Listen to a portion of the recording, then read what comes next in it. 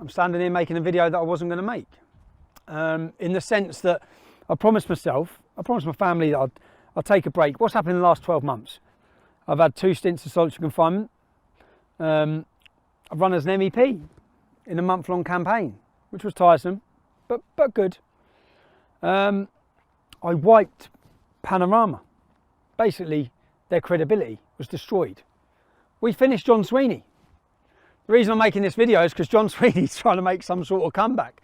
But first of all, before we get onto that, just a thank you from me for giving me the time. I will be back with a bang. I've just come out of custody and I promised that I'd give some stability to my wife and my children.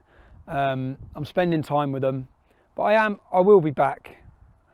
But I couldn't watch this little video from John Sweeney. I couldn't watch it without commenting. So I've come to make a comment, and to everyone else, you'll be hearing from me very soon. Let's get on to John Sweeney's video. The other day on Twitter, I called Tommy Robinson a complete cunt. Now, on reflection, I think I got that wrong, and I'd like to apologise to Tommy Robinson and his supporters. I thought he was going to be the bigger man and just apologise, realising he'd been found out with our undercover footage. But then I continued to watch his video. Now, remember, when we exposed him, we had him on camera saying, "We can clip that bit, we can clip that bit, we can clip that bit." And, true to fashion, he does exactly the same again. But watch this. German people for too long have lived in the guilt of Adolf Hitler. Tommy Robinson there with the Adolf Hitler Appreciation Society in Bavaria. Now, if I was still at the BBC, I'd have to weigh my words very carefully about what I think about that evidence, but I've left. So, Tommy Robinson, I was wrong to call you a complete cunt the other day. You're a Nazi cunt. That's who you are. These are not the views of the BBC.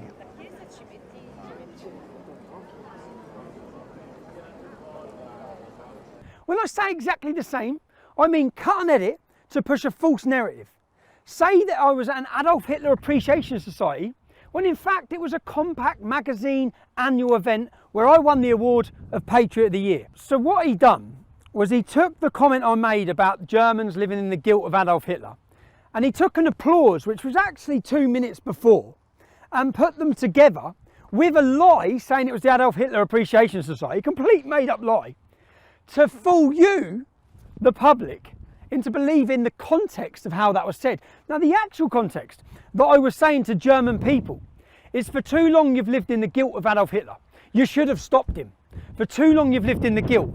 Don't live in the guilt of Angela Merkel as she destroys Europe, and future generations will feel guilty about what she has brought to Europe, just as German generations now still feel the guilt of Adolf Hitler. And the point I was making is that a German born today, growing up in today's times, shouldn't be guilty, because they've done nothing wrong. Verwaltigungsgangs. Er hat dagegen verstoßen, er hat berichtet darüber, er war vor dem Gericht in Leeds, hat dort Gesicht gezeigt und hat die Menschen aufgeklärt. Deswegen heute das erste Mal in der Geschichte des Compact-Magazins, dass jemand ausgezeichnet wird als europäischer Patriot des Jahres. Ein Riesenapplaus für Tommy Robinson.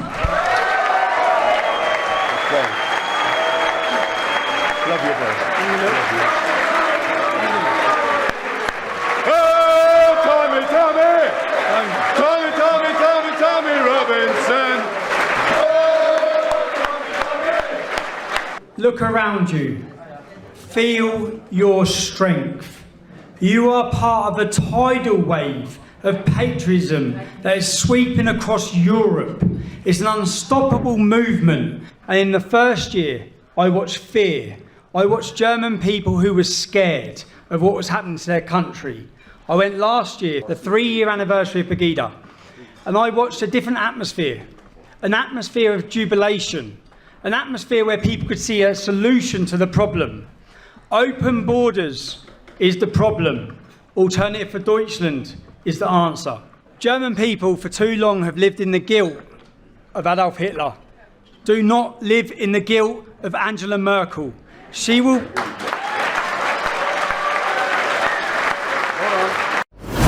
Don't live in the guilt. That's the context of what I was making. And he pushed that lie. And in his video, he pushed that lie. And all the blue tick brigade, The globalist corporate media, all the journalists spread it without any context. So John, well done for living up true to your name, mate, as a fraud. John, you got the biggest expose ever seen on the BBC on you last year. I know you've walked, you should have listened to what I said when I told you. John, you'll finish your career. You'll finish your career. You think so? I know. Now John, anyone can do what you've done. That's not hard, but it spreads lies. Anyone can do it.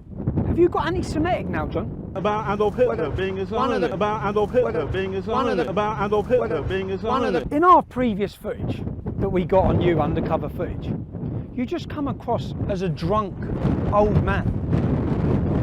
What is it with you and drink? In the finishing of your latest video, you look like a psychopath. These are not the views of the BBC.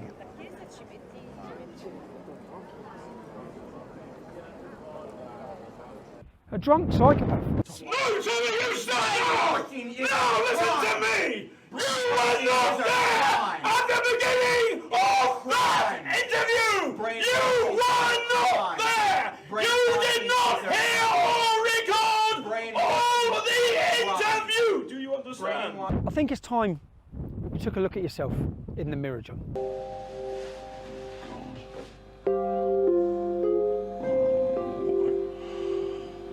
Fool, Sweeney. Fool. What have I done to myself? For leaving the BBC after 17 years, John's not at all bitter, is he? He's been found out. It took them too long. He didn't want to admit it was because of me, because of our undercover footage, because of Lucy Brown's footage, to be honest. He didn't want to admit that. And how many journalists like John are there that are lying to the public, that are being used as propaganda to destroy good people's names? How can anyone trust any Panorama again? Now, I wasn't even going to come back and comment on this, but we'll end this on a comment a fine patriot made when he was being interviewed by you. Again, John, maybe you're thick. Maybe you're thick.